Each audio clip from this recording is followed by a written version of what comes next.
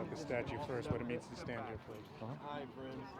Reverend Jackson, can I get you to move just a little bit this way, please? Right there is great. Thank you, sir. You tell us when you have speed. Arash, Okay. stand right up in here. Reverend. Don't forget to put the mic. Sure. Thanks again, sir. It is. I appreciate your time. Anytime you're ready. Thank you. Reverend, so here we are now. One second. Joe. Here we are now. I need you to tell me what it feels like to be standing here at the site of the MLK Memorial. It's an overwhelming historical moment. I mean, we are not far from the monuments of Lincoln and Jefferson and George Washington. We're also just 164 miles from Jamestown, Virginia, where slave ships landed for 246 years. So ours is a journey from slavery to Jim Crow to freedom. So 346-year journey. So Dr. King's being here symbolizes those 3.5 centuries of struggle. As a student, I was here in 1963. I had just left jail, as had many other students, defying the laws of racial segregation, the terror laws of the South. The day that we came here, Jim Farmer couldn't come from CORE because he was in jail in Louisiana. Fannie Lou Hamer couldn't come, she was in jail in Mississippi. But from Texas across to Florida, up to Maryland, we couldn't use a single public toilet. Veterans of World War II had to sit behind Nazi POWs on military bases.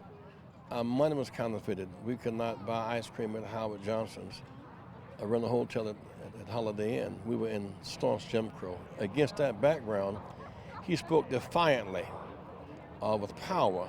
We had to do whatever it would take nonviolently to overthrow that system. And so it's really is a symbol of power and justice and peace and reconciliation. But we had to win some mighty battles to get the reconciliation. I mean, the Battle of Montgomery involved confrontation and endurance, a 381-day struggle that took power to defeat the forces Birmingham, Bull Connor.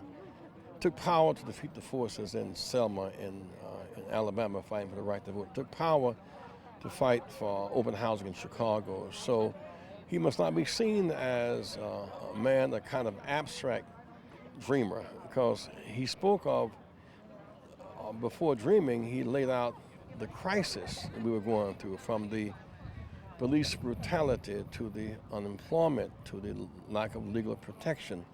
And so we must focus not just only on the dreaming. For some people, dreaming is an escape.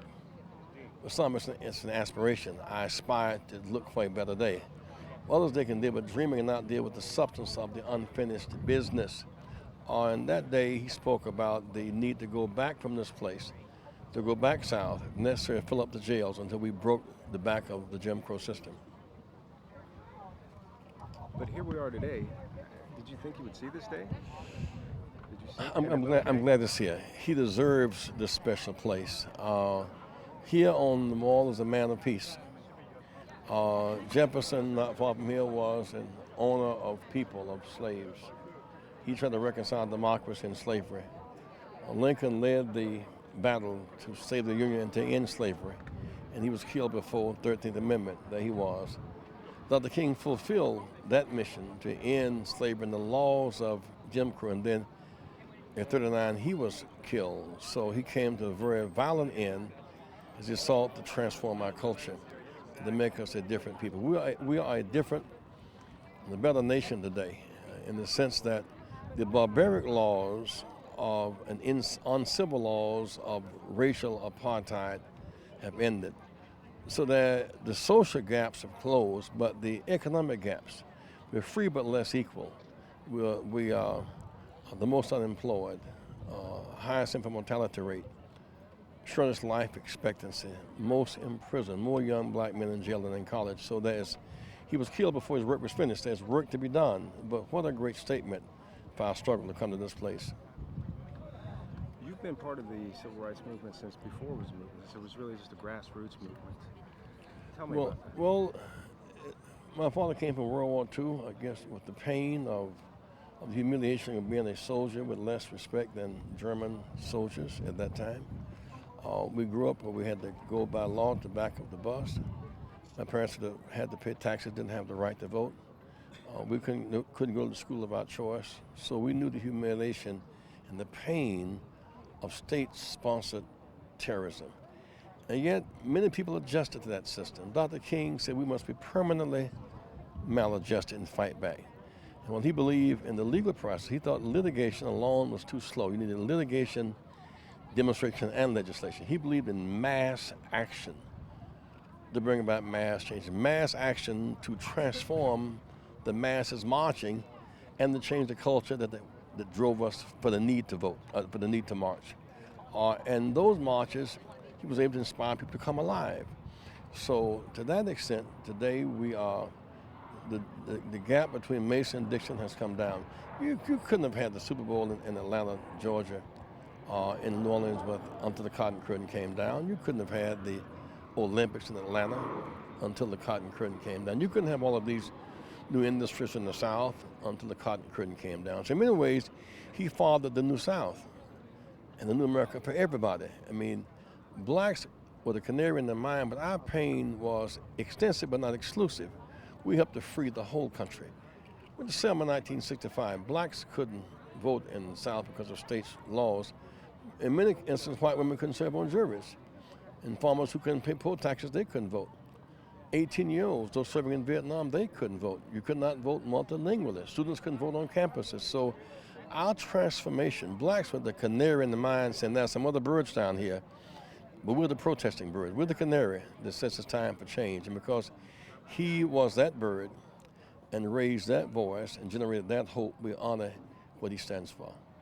Reverend, can you tell me, when you look back at that statue and you have a memory of Dr. King, which memory brings a smile to your face? Well, to be around him, to be in proximity with him. I mean, to march with him in Selma, Alabama for the right to vote. I mean, it's a great experience. To march with him in Chicago for open housing, and we won these battles. To march with him to end the war in Vietnam. I mean, that's to be in protest with him, to be in churches as he spoke and inspired, were all moments of great joy and great learning experiences. The movement changed dramatically in April of 2008. Where is the movement now and where's it going? Well, we see the realization of some parts of the dream, but it was not a static dream. The dream kept expanding. The dream in '63 was to go back home without the humiliation of denial of public accommodation. We came here in '63. Most people who were in these trees waiting for him to speak had lunch boxes in the back of their cars because they couldn't stop at the roadside restaurants, or they couldn't use the roadside bathrooms. They had to stop at churches and friends' homes along the way. And so we won that dream. But then in '65, the dream was the right to vote. And then the dream implementation of the scheme denying the right to vote. And then the dream to end the wars. He knows how to risk it. The bombs, the war in poverty money shifted to the war in Vietnam. Money used to heal was being used to kill. And bombs dropped in Vietnam, he said, would explode in American cities because of neglect. And here we are today, these years later, as we gather, much has changed and then much remains the same. Too much concentrated wealth, too few got too much. The richest Americans have been subsidized and bailed out. We're fighting 3 very expensive wars, and the poverty base is expanding. He never gave up on the issue of dealing with the poorest Americans, the working poor, and peace and justice. Power, peace and justice. One of my fears is that people will come here and read his poetry. He was poetic, but not merely a poet. Philosophical, but not merely a philosopher. He was a man of action. He called us to act, to march, to defy, to fight back, to be willing to live or die for human dignity and human decency. The few changes. Okay. After the changes that he's seen, they seem attainable. Starting here as a young man and now this point.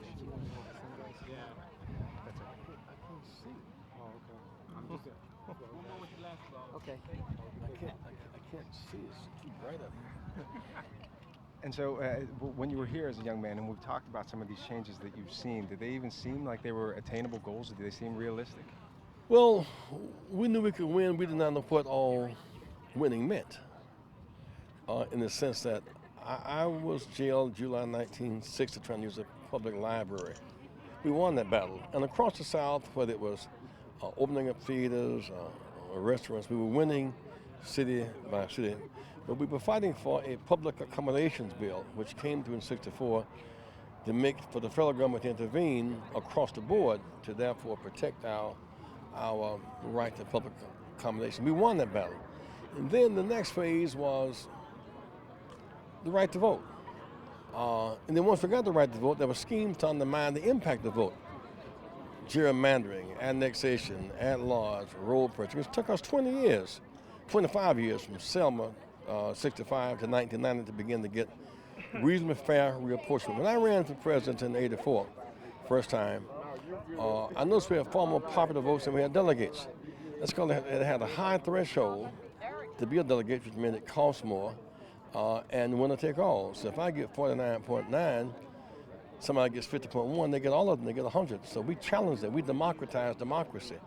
So by proportionality becoming the law of the land, in 2008, when President Barack ran, Hillary Clinton, in a close race, won California barely. She won Texas barely. She won Ohio and Pennsylvania barely. On the winner-take-all, she would have been the winner. But on the proportionality, when we democratized democracy, President Barack Obama was the winner. We never stopped fighting to make democracy real for the people, bottom up, not just top down. Reverend, if I may say so, you had one heck of a mentor. What was it like to have Dr. King as a mentor? Well, you could ask him any question, basically, whether it was about theology or philosophy or things personal, and get a solid, sound answer. You know, he was also a giant of an intellect. At age 14, Dr. King won a contest debating the Negro and the Constitution at age 14. He went to high school at 15. He passed an early exam. He finished at 19. He finished seminary at 22. He has PhD at 26. He was extremely knowledgeable, extremely intellectual. His intellect and his action corresponded. Many intellectuals don't act. Often actors not intellectual. In him was what one might call Plato called the philosopher king. He kind of had it all and put it all on the line. He had a higher sense of purpose. I think what may have intensified, because besides his own theology relative to Jesus and to Gandhi, he came to grips with fear in the way that he argued perfect love cast out fear, and he came to grips with death. So if you cannot jail him and intimidate him, you cannot kill him and stop him, he became beyond the zones of control, because neither money, jails, nor death stopped him in his mission. Usually those are barriers to acting. Say, well, if I do this, I can't get my money. If I do this, I might get jailed. If I do this, I might get killed. His quest for transformation, justice, and peace was without the limitations limited by fear and money as diversions. You were a very young man when you walked